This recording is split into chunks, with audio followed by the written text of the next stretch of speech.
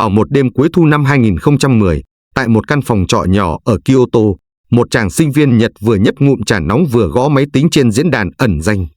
Gió thổi qua khung cửa gỗ, kêu kéo kẹt như tiếng ai thì thầm. Màn hình máy tính phát sáng, hiện lên một dòng tựa đề lạ. Tôi đến từ năm 2062, hãy trốn lên núi. Chàng trai bật cười, tưởng ai đó lại bày trò giả mạo, như bao trò đùa trên mạng vốn đầy rẫy những lời tiên tri rẻ tiền. Nhưng anh không biết, chính mình đang là một trong những người đầu tiên đọc được lời cảnh báo chấn động nhất trong lịch sử hiện đại.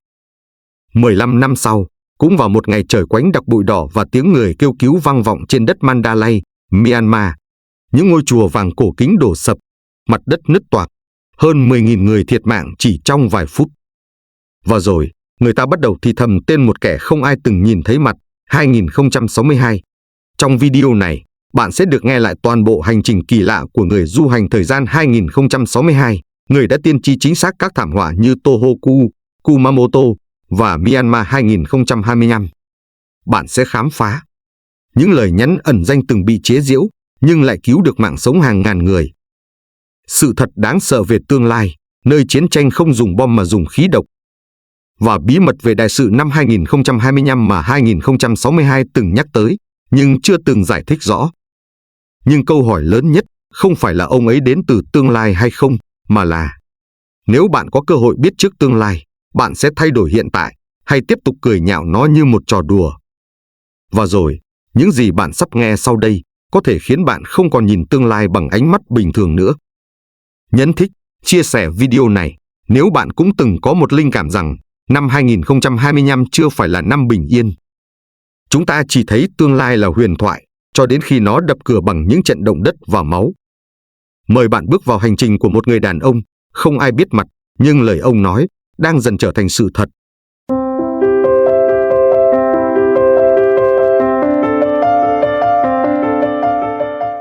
Một dòng chữ vô danh, viết bằng tiếng Nhật lẫn ký hiệu lạ, xuất hiện trên một diễn đàn cũ kỹ, phủ bụi ký ức số. Chỉ vỏn vẹn vài ký tự, nhưng rồi, nó đã cứu mạng hàng ngàn người. Lạ thay, lúc ấy, không một ai tin cả. Người để lại dòng chữ ấy tự xưng là đến từ năm 2062. Và lời nhắn duy nhất mà anh ta để lại chỉ là 4 từ. Hãy trốn lên núi. Trở về cuối năm 2010, trong một căn phòng trọ chật hẹp ở ngoại ô Tokyo, đêm lạnh, trời không trăng. Một chàng sinh viên IT ngồi gõ bàn phím, truy cập vào diễn đàn 2Channel, nơi giới trẻ Nhật vẫn thường chia sẻ các câu chuyện kỳ bí, thuyết âm mưu, những lời đồn về người ngoài hành tinh và người du hành thời gian. Tối hôm đó, một bài viết kỳ lạ bất ngờ xuất hiện. Tiêu đề không rõ ràng, nội dung như thể một bản ghi chép vội vàng giữa hai thời đại. Tài khoản đăng bài không có ảnh đại diện, không có lịch sử hoạt động, không để lại địa chỉ liên hệ. Anh ta chỉ viết: tôi đến từ năm 2062. Hiện tại tôi đang làm nhiệm vụ điều tra một sự kiện trọng đại. Tôi không thể ở lại lâu. Nhưng hãy nhớ, nếu ai đó đọc được dòng này, làm ơn hãy trốn lên núi. Ngay lập tức, cả diễn đàn cười dần dần. Họ gán cho bài viết những biểu tượng chế giễu, ảnh chế, những dòng bình luận châm biếm. Chắc ông này vừa xem phim Back to the Future xong. Chơi game nhiều quá nên tưởng mình đến từ tương lai à. Một số người còn đăng lại nguyên văn và thêm vào vài lời bông đùa. Tôi đến từ năm 3001. Tôi khuyên bạn nên trốn dưới nước. Trong thế giới mạng khi đó, chuyện mạo danh người tương lai không hiếm. Một số bài viết thu hút được vài lượt thích, rồi chìm vào quên lãng chỉ sau vài giờ. Lời nhắn hãy trốn lên núi trở thành câu bông đùa của giới trẻ Nhật lúc ấy. Nó được in lên áo thun, biến thành meme, thậm chí được remix thành nhạc điện tử. Không ai nghĩ đó là thật, bởi không ai muốn tin. Rồi một ngày nọ, có một người dùng khác, nghiêm túc hơn, dịch toàn bộ đoạn mã lạ phía dưới bài viết ấy. Trong đó có một dòng như cảnh báo. Đừng hỏi tôi về xổ số hay chứng khoán. Tôi không thể can thiệp thời không, nhưng hãy để ý vùng Tohoku. Và rồi, dòng chữ ấy bị report là giật gân, bị xóa khỏi diễn đàn. Không ai còn nhắc đến người tên 2062 nữa. Chúng ta thường có xu hướng từ chối điều mình không hiểu. Sự vô tri của tâm thức hiện đại khiến người ta ngộ nhận mọi điều siêu hình đều là giả tưởng, nhất là khi nó không đi kèm với bằng chứng cụ thể. Nhiều năm sau, một nhà nghiên cứu mạng người Nhật từng nói, nếu lời cảnh báo ấy được tin sớm hơn, hàng ngàn sinh mạng có thể đã được cứu. Chỉ vì một phản xạ cười nhạo, một lời khuyên từ tương lai đã trở thành đề tài giễu cợt, thay vì là hồi chuông cảnh tỉnh. 4 tháng sau, vào lúc 14 giờ 46 phút, ngày 11 tháng 3 năm 2011, đất rung, biển gào thét, sóng thần cao hơn 40 mét tràn vào vùng Tohoku, Nhật Bản. 18.000 người không kịp chạy lên núi. Những người còn sống sót hôm ấy mới chợt nhớ lại lời nhắn năm nào: hãy trốn lên núi. Và thế là, từ một trò đùa bị vùi dưới hàng nghìn bài viết, cái tên 2062 bắt đầu hiện ra như một nỗi ám ảnh, thật hay ảo, không ai dám chắc. Nhưng đó chỉ mới là khởi đầu, vì ngay khi nước Nhật đang vật vã trong đống hoang tàn của Tohoku, thì một bóng hình bí ẩn lại xuất hiện. Và lần này, người ấy không chỉ nói về núi, mà còn nói đến chiến tranh, dịch bệnh và sự biến mất của cả một quốc gia.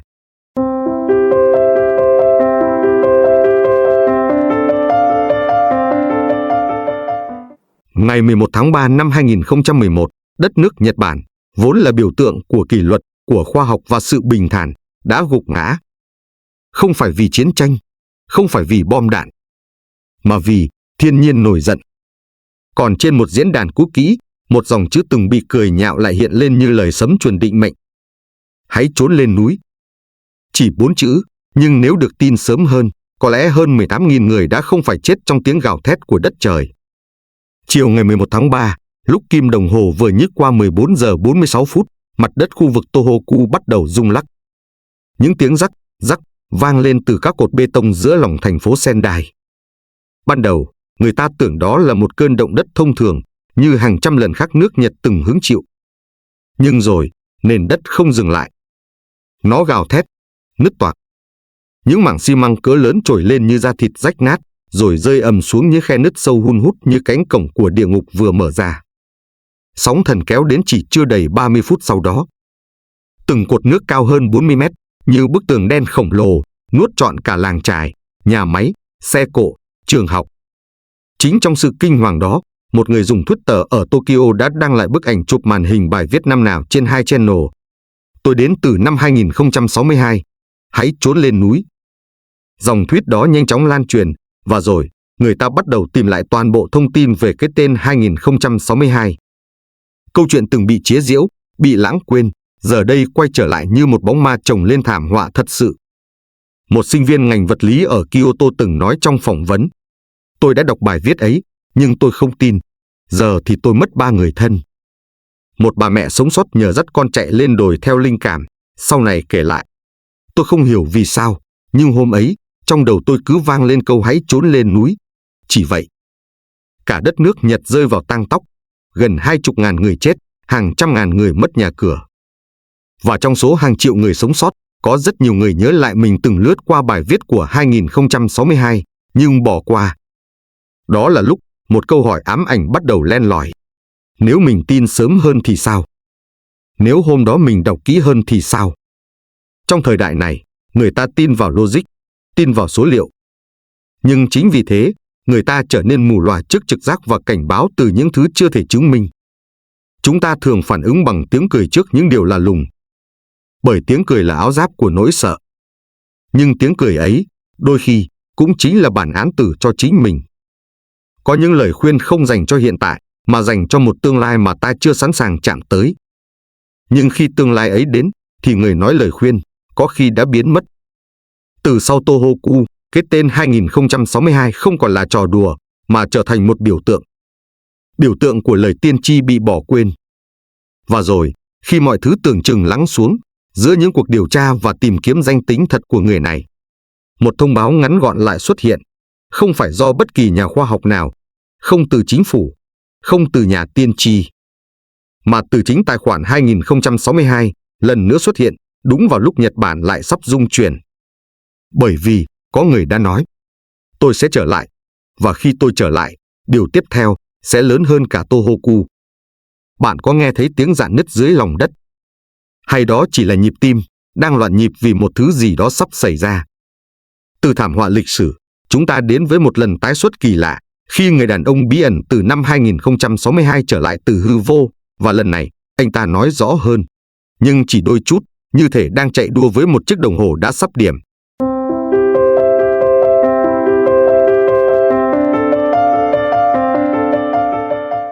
Anh ta từng nói, tôi sẽ quay lại. Không ai tin, không ai chờ. Thế rồi, đúng ngày hôm đó, mặt đất lại rung chuyển, y như một lời hẹn định mệnh từ một kẻ không ai từng thấy mặt. Trận động đất Kumamoto xảy ra đúng một ngày trước thời điểm 2062 tuyên bố sẽ tái xuất. Phải chăng anh ta biết? Hay anh ta đến đây không chỉ để báo trước, mà còn để chứng kiến? Lần cuối người ta nghe về 2062 là giữa năm 2011, sau khi thảm họa Tohoku khiến cả nước Nhật chìm trong tang tóc. Anh ta chỉ xuất hiện thoáng chốc, để lại vài dòng ngắn, rồi lặng lẽ biến mất như sương sớm trên mái chùa cổ. Trước khi rời đi, anh nhắn lại một điều rất mơ hồ. Tôi sẽ trở lại vào tháng 4 năm 2016. Đó là thời điểm rất quan trọng. Không ai bận tâm, người ta đã quá mỏi mệt vì những mất mát. Mà con người thì hay quên.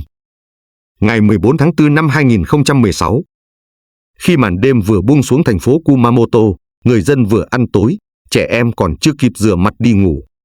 Mặt đất bỗng gầm lên. Tiếng vỡ của kính, tiếng đổ rầm rầm của cột nhà, mái ngói. Và cả tiếng kêu cứu vọng lên từ những nơi đã bị chôn vùi.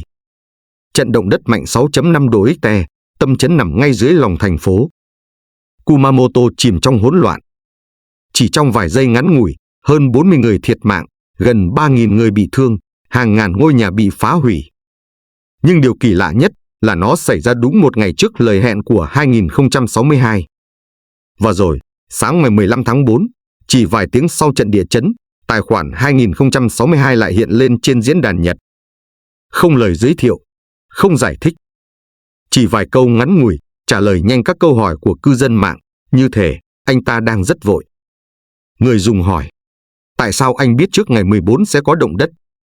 2062 chỉ đáp, tôi không thể can thiệp vào thời gian, tôi chỉ có thể chứng kiến. Lại có người hỏi, anh là ai? Thật sự đến từ tương lai sao? 2062 chỉ nói, có những câu trả lời không dành cho thời điểm này. Câu trả lời không rõ ràng, nhưng cảm giác lại rất thật. Giống như một người đang chạy đua với thời gian, vừa trốn tránh, vừa thực hiện một sứ mệnh mà chẳng ai hiểu nổi.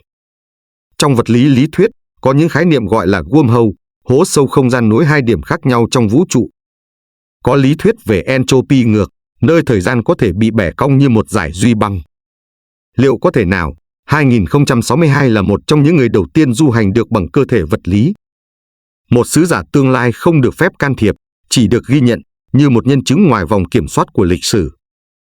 Hay anh ta chỉ là kết tinh của trí tưởng tượng của tập thể, một dạng huyền thoại hiện đại sinh ra từ lòng sợ hãi và khát khao được cảnh báo. Có những người đến chỉ để nói một câu rồi rời đi.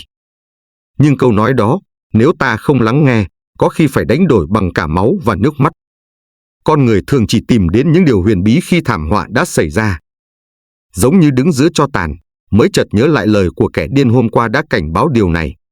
Rồi tự hỏi, giá như hôm đó, tôi tin sớm hơn một chút. Trước khi biến mất một lần nữa, 2062 để lại một dòng tin vỏn vẹn. Tôi không thể nói gì thêm, nhưng hãy nhớ kỹ, năm 2025 sẽ có đại sự. Chỉ vậy, không thêm, không bớt. Người thì xem đó là lời đe dọa. Kẻ khác coi như một màn hù dọa rẻ tiền. Nhưng có một điều không thể phủ nhận. Khi Myanmar đổ sập dưới cơn địa chấn lớn nhất trong nửa thế kỷ, thì người ta lại bắt đầu tìm lại lời tiên tri đó, như thể nó chưa từng biến mất. Bởi vì, có những ngày, mặt đất không chỉ rung chuyển, mà còn đánh thức cả những gì ta cố tình quên lãng.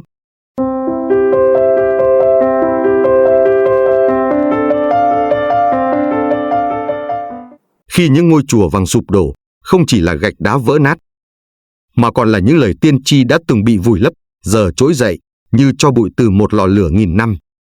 Ngày 28 tháng 5 năm 2025, giữa trưa nắng chang chang, mặt đất Myanmar rung chuyển như thân một con rồng khổng lồ bị đánh thức sau giấc ngủ dài. Trưa hôm ấy, Mandalay vẫn yên bình như bao ngày thường khác.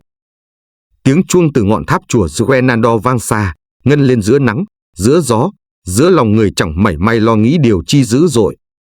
Thế rồi, đúng 12 giờ 11 phút, mặt đất nứt ra, cái yên tĩnh linh thiêng của đất Phật vỡ tan như tấm kính mỏng trước cơn thịnh nộ bất ngờ của thiên nhiên. Toàn bộ khu vực Myanmar, từ Yangon tới Sitwe, trao đảo trong một chuỗi địa chấn mạnh 7.7 độ Richter. Một con số lạnh lùng, nhưng đủ để san phẳng cả một khu phố trong vòng chưa đầy 40 giây. Những ngôi chùa với mái vàng lộng lẫy, từng là niềm tự hào của quốc gia, giờ đây chỉ còn là đống đổ nát câm lặng. Dư chấn lan sang tận phía Bắc Thái Lan, Lào và một phần miền Trung Việt Nam. Ở cố đô Luang Prabang, người dân nói họ thấy cả những bức tượng Phật lắc lư trên bệ đá. Tại Nghệ An, một số trạm đo địa chấn ghi nhận rung chấn nhẹ nhưng kéo dài bất thường. Và cũng chính trong khoảnh khắc ấy, trên diễn đàn ẩn danh tại Nhật, một tài khoản cũ bất ngờ được đào lại. 2062, người từng cảnh báo, năm 2025 sẽ có đại sự. Không ít người lướt qua, ngó nghiêng, rồi tặc lưỡi. Nhưng cũng có người bắt đầu đặt câu hỏi. Phải chăng đây chính là lời cảnh báo đã được nhắc tới cách đây gần một thập kỷ? Và nếu đúng là như vậy, thì liệu Myanmar chỉ là khúc dạo đầu? Giống như cách trận Tohoku mở ra một thời kỳ bất ổn cho nước Nhật, trận địa chấn Myanmar 2025 có thể là phát súng đầu tiên cho một chuỗi biến cố địa cầu. Một chuyên gia khí tượng tại Bangkok nói, từ sau năm 2022, chúng tôi nhận thấy các đới gáy địa chất ở châu Á bắt đầu có dấu hiệu hoạt động bất thường. Một tu sĩ già người Miến Điện chỉ lặng lẽ nói, chùa đổ không phải chỉ vì đất rung, mà vì lòng người quá lâu không rung động. Chúng ta sống giữa những lời cảnh báo. Có lời vang lên ngoài đời thực, có lời lặng thinh dưới dạng ký tự trên màn hình. Nhưng con người lại thường chỉ tin vào những gì đã khiến họ mất mát. Người khôn ngoan không chờ đến khi mất tất cả mới quay đầu. Vì không phải lời tiên tri nào cũng lặp lại. Và không phải ai cũng có cơ hội sống sót để lần sau tin vào nó. Khi mặt đất khép lại những vết nứt và khói bụi tạm thời lắng xuống, người ta bắt đầu bàn tán về một thứ còn lạ lẫm hơn cả địa chấn. Một chiếc máy không cánh, không âm thanh, nhưng lại vượt qua thời gian như dao rạch vào không gian 3 chiều. Và câu hỏi ám ảnh hơn cả, làm sao một người lại có thể biết trước được điều ấy từ 15 năm trước? Bởi vì nếu lời tiên tri là có thật, thì thứ đằng sau nó không còn thuộc về hiện tại. Nó thuộc về một hệ thống, một tổ chức nào đó đang kiểm soát đường đi của thời gian.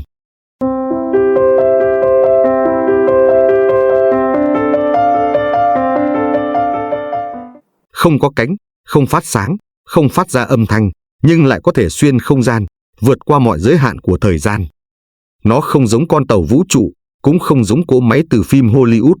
Nó chỉ trông như một chiếc xe điện có phần cục mịch.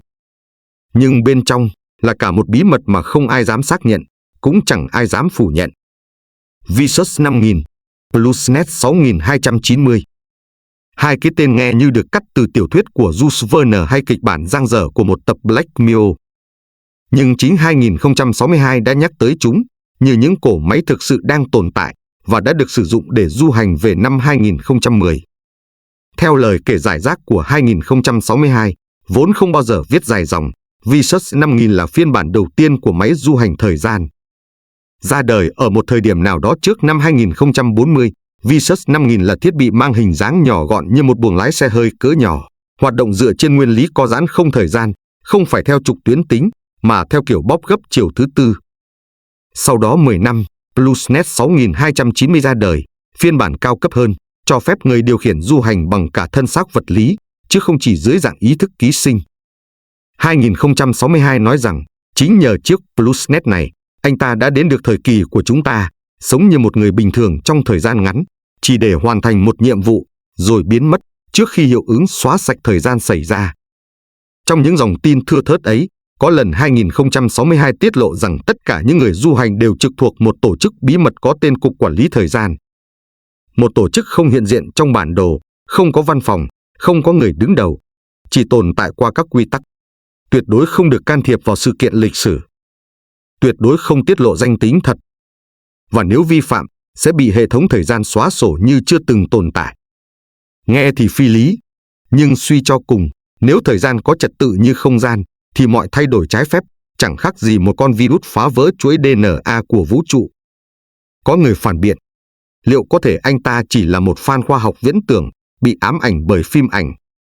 Đúng, không ít người từng chỉ ra rằng câu chuyện 2062 kể có nét giống Back to the Future, cũng mập mờ như Tenet và có sự u uẩn rất Interstellar. Nhưng khác ở chỗ, anh ta không kể chi tiết, không kể tình tiết hấp dẫn, không diễn. Chỉ viết vài dòng, rồi biến mất. Như một người không có nhu cầu được tin, mà chỉ để lại tín hiệu. Ta bắt đầu hiểu rằng giá trị của một lời tiên tri không nằm ở việc nó có thật hay không, mà nằm ở chỗ nó khiến người nghe ngừng lại và suy nghĩ.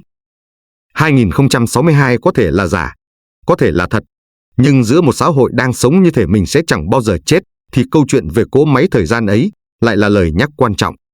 Bạn đang sống trong một dòng chảy mà mỗi hành động hôm nay đều để lại dấu vết trên ngày mai. Thế nhưng, những gì 2062 kể về tương lai không dừng lại ở chuyện máy móc hay tổ chức. Anh ta không miêu tả thành phố nổi hay người bay trên không. Thay vào đó là một câu nói lạnh lùng như khói từ chiến trường chưa tắt. Trước năm 2030 sẽ có một cuộc chiến không ai dám gọi tên. Và cuộc chiến đó không xảy ra ở nơi con người tưởng tượng. Nó bắt đầu ngay trên chính mảnh đất chúng ta vẫn đang sống, vẫn đang tranh cãi, vẫn đang làm ngơ.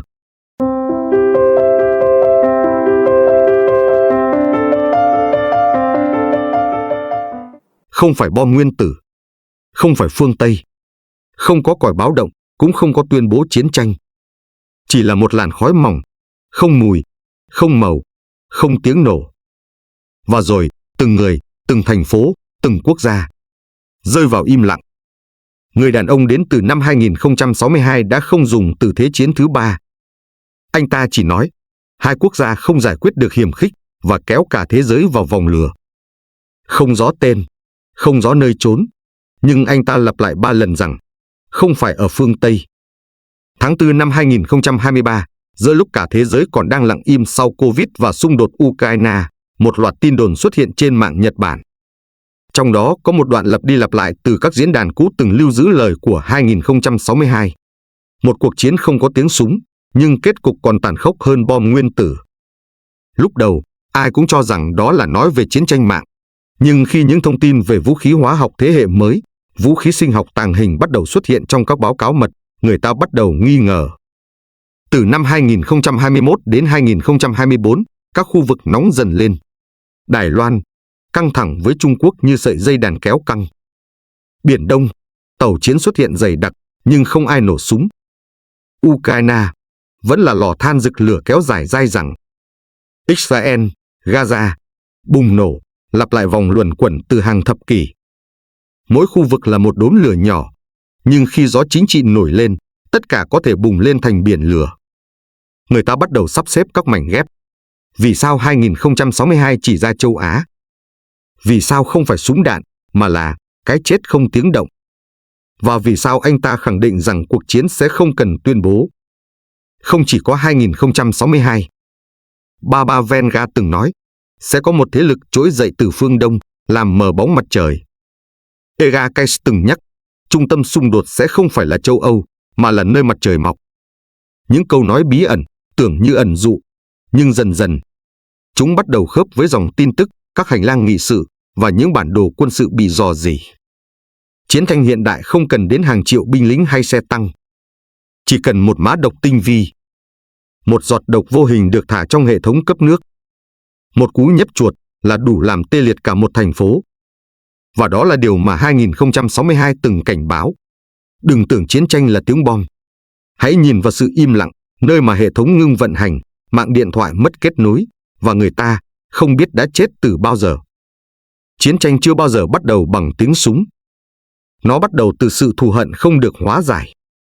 Từ những lời hứa không giữ. Từ một cái nhìn khinh miệt giữa hai người, cho đến cái gạt tàn thuốc rơi trên bàn họp. Câu chuyện của 2062 không cho ta bản đồ tránh nạn. Nhưng nó chỉ ra rằng, trong mỗi chúng ta, có thể đã gieo hạt cho chiến tranh, hoặc cho hòa bình, mà không hề biết.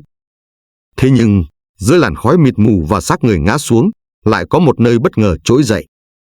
Không phải Mỹ, không phải Trung Quốc, cũng không phải châu Âu. Đó là một vùng đất từng được biết đến bởi yoga, thần thoại và hương trầm. Nhưng năm 2062, cái tên ấy xuất hiện như một ngôi sao giữa đêm đen, Ấn Độ. Và từ đây, mở ra một câu hỏi chưa ai từng nghĩ đến. Làm thế nào một đất nước tâm linh lại trở thành trung tâm công nghệ của nhân loại?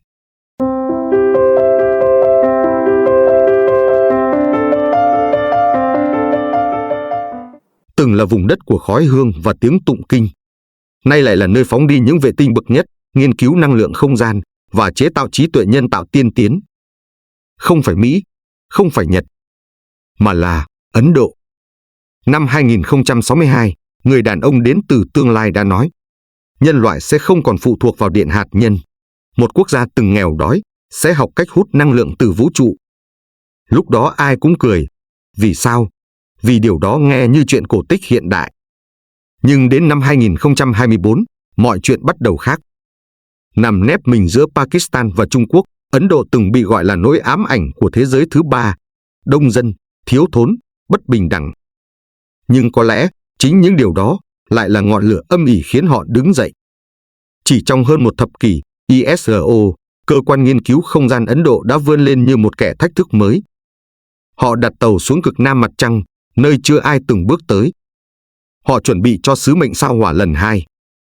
Họ phát triển công nghệ năng lượng hấp thụ từ tầng ion hóa, thứ từng được xem là phi thực tế. Một báo cáo năm 2024 cho biết, Ấn Độ đã nghiên cứu thành công thiết bị thu năng lượng tần số cao từ bức xạ vũ trụ, với hiệu suất vượt 40% so với pin mặt trời hiện tại. Người đứng đầu dự án khi ấy, giáo sư A. G. Mukherjee, nói một câu đáng suy ngẫm. Chúng tôi không chỉ lấy ánh sáng mặt trời, mà lấy được cả những thứ con người chưa từng nghĩ có thể đo đếm. Và kỳ lạ thay, những mô tả về Visus 5000, thiết bị lấy năng lượng từ không gian mà 2062 từng nhắc tới, lại trùng khớp kỳ lạ với mô hình nguyên lý được công bố tại Bangalore. Không ai dám chắc đó là trùng hợp. Cũng không ai dám khẳng định 2062 đã từng đọc báo tương lai. Làm sao một quốc gia từng bị bỏ lại phía sau trong cuộc đua công nghệ lại vươn lên thành người dẫn đầu? Phải chăng, điều giúp Ấn Độ vượt trội không phải là công nghệ, mà là cách họ kết hợp tâm linh và khoa học, điều mà phương Tây thường xem là hai thái cực không thể hòa hợp. Anh ta từng nói, khoa học tạo ra công cụ, nhưng chỉ tâm linh mới giúp nhân loại không tự diệt mình bằng công cụ đó. Ấn Độ có thể đã tìm được sự cân bằng ấy. Giữa những bài tụng cổ xưa trong đền Shiva là trung tâm nghiên cứu AI. Giữa sư thầy ngồi thiền trên bãi cát nóng là robot ngồi học tại Học viện Công nghệ IIT. Và chính nhờ điều đó, Ấn Độ không chỉ tiến hóa, mà còn giữ được linh hồn của mình. Nhưng như mọi điều trong thế giới này, mọi tiến bộ đều có giá phải trả. Khi robot trở nên quá thông minh, khi công nghệ len lỏi vào từng bữa ăn, giấc ngủ, người ta bắt đầu lười yêu, lười kết hôn và lười sinh con. Và đó chính là lúc xã hội bắt đầu tự hủy hoại mình, không phải bằng chiến tranh, mà bằng sự trống rỗng. Một vùng đất khác, từng sầm uất, nay im lìm như thành phố ma, đang trở thành lời cảnh báo kế tiếp.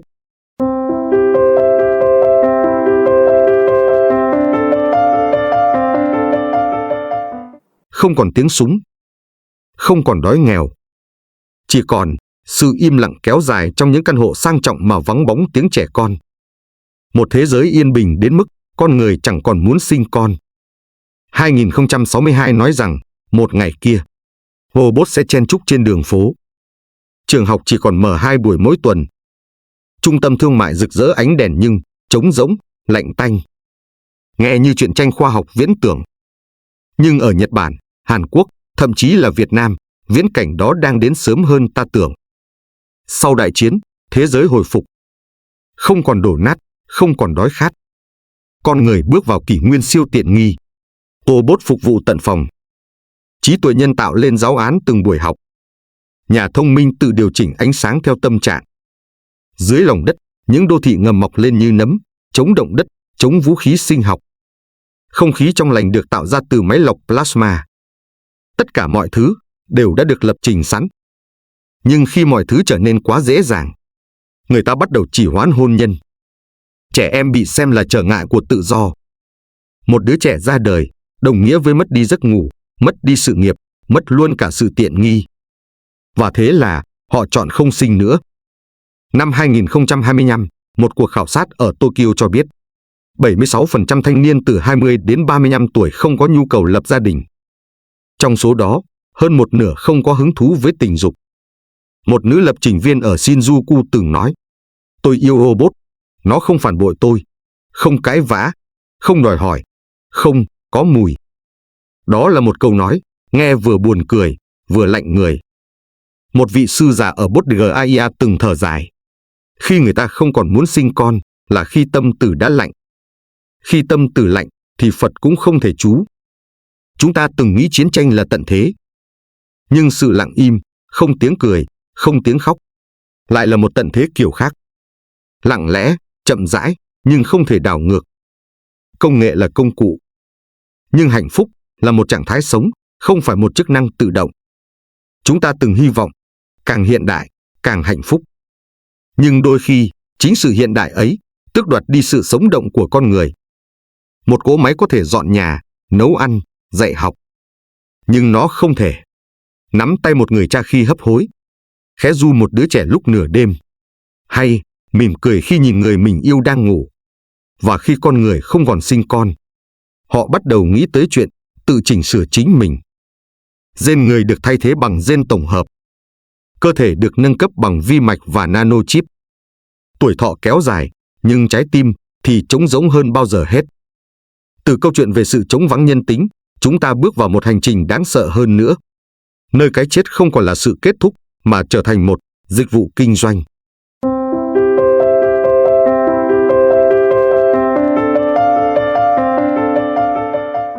Bạn có thể sống đến 100 tuổi. Da không nhăn. Tim vẫn đập đều. Nhưng bạn có chắc mình được chết một cách bình yên? 2062 để lại một dự đoán đáng sợ. Con người sẽ không còn chết theo cách tự nhiên, mà sẽ được quản lý cái chết như một quy trình y tế cao cấp. Chip trong máu. Thần giao cách cảm. Viện dưỡng lão nhìn như cung điện, nhưng lại lạnh lẽo như hầm mộ. Tại một trung tâm y tế ở Thụy Sĩ năm 2044, một người đàn ông 92 tuổi được công bố là bệnh nhân đầu tiên không có tế bào chết. Nhờ vào công nghệ tái sinh tế bào, gen của ông được lập trình để tự vá lỗi, mỗi ngày như một lần trẻ lại. Trong máu ông có một vi chip nano.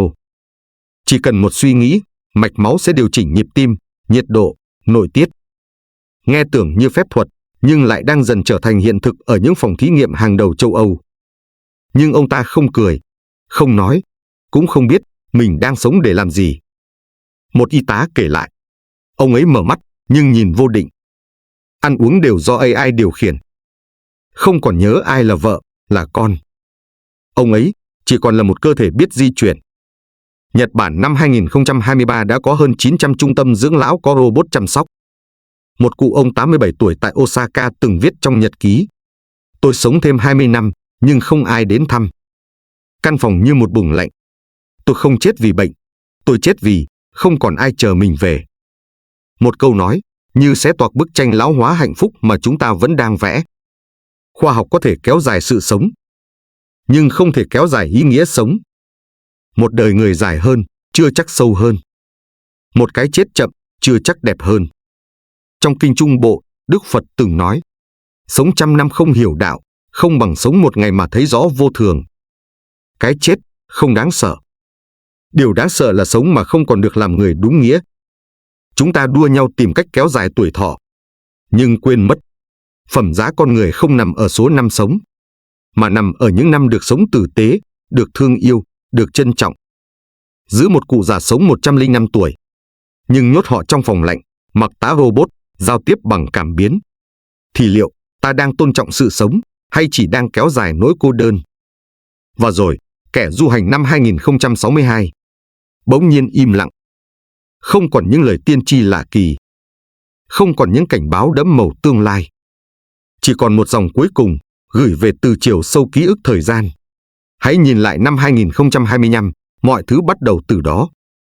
Từ câu chuyện về cái chết bị lập trình, ta quay về năm mốc định mệnh ấy, nơi mọi cánh cửa tương lai cũng đồng thời là những cánh cửa cảnh báo đang mở ra.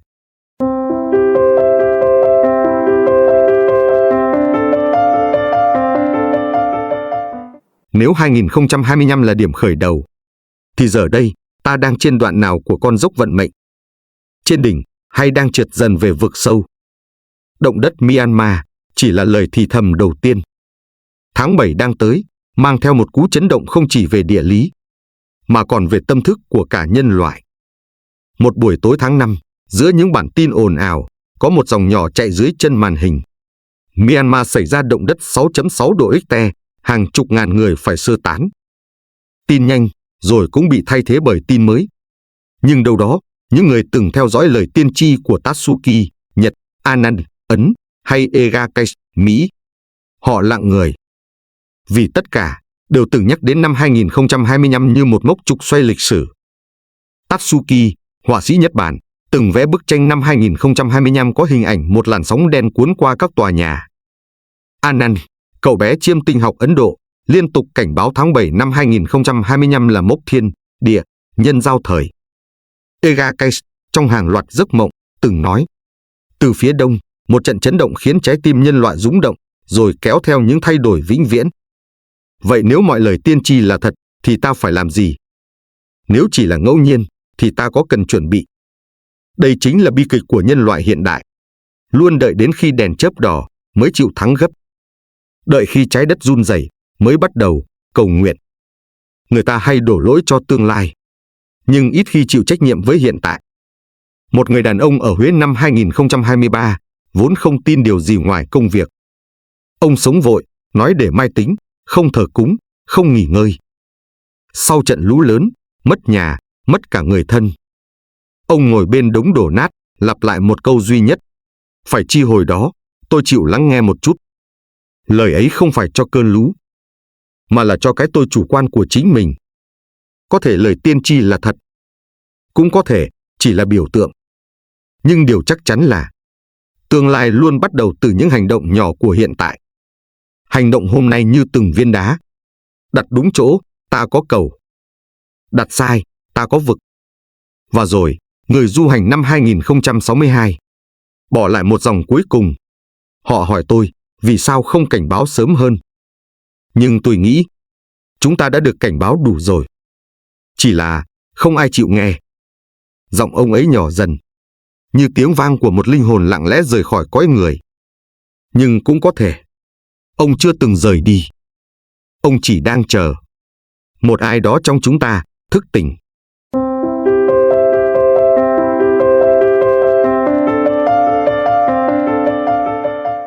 Có một truyền thuyết rằng trong mỗi ngọn gió chướng tháng 7 là những lời thì thầm của một linh hồn đến từ tương lai. Không gào thét, không ép buộc. Chỉ lặng lẽ, như tiếng áo người mẹ đã khuất, vẫn lật nhẹ tấm mền cho con vào những đêm mưa. Chúng ta từng tin rằng thời gian là một đường thẳng, rằng ngày mai sẽ luôn tới, rằng 2025 chỉ là một năm trong muôn vàn năm. Nhưng rồi, người du hành từ năm 2062 xuất hiện. Ông không mang theo vũ khí, không đưa ra lời đe dọa. Ông chỉ nói những gì đã xảy ra. Rằng có những vùng đất chìm dưới nước chỉ sau một đêm. Rằng có những quốc gia biến mất khỏi bản đồ. Không phải vì chiến tranh, mà vì chính lòng tham và sự thờ ơ của con người. Nhưng giữa những lời tiên tri nhuốm màu u ám ấy, có một điều ông chưa bao giờ nói dối. Chúng ta vẫn còn một cơ hội. Cơ hội để thay đổi. Cơ hội để lắng nghe. Cơ hội để nhìn vào gương mỗi sớm mai và hỏi mình một câu giản dị. Nếu hôm nay là ngày cuối cùng của thế giới, tôi sẽ sống ra sao? Người du hành đã đi, nhưng bài học ông để lại vẫn còn đó. Trong từng trận mưa trái mùa, trong ánh mắt mệt mỏi của một người mẹ nhìn con qua màn hình điện thoại, trong lòng bàn tay nắm chặt giữa hoảng loạn và niềm tin. Người du hành ấy không phải ai xa lạ, mà chính là tiếng gọi nhỏ bé trong tim mỗi chúng ta, nhắc nhở rằng tương lai không nằm ở những gì đã tiên tri, mà nằm trong từng việc tử tế mà ta làm hôm nay. Nếu bạn cũng cảm nhận được điều đó, hãy nhấn thích, chia sẻ video này đến người bạn yêu thương và đăng ký kênh để cùng nhau giữ một ánh đèn thức giữa màn đêm bất định. Vì có thể, một ngày nào đó, chúng ta sẽ là những người kể lại về năm 2025 với ánh mắt sáng và một trái tim không hối tiếc. Cảm ơn bạn đã lắng nghe đến cuối cùng. Chúc bạn một đêm thật bình an.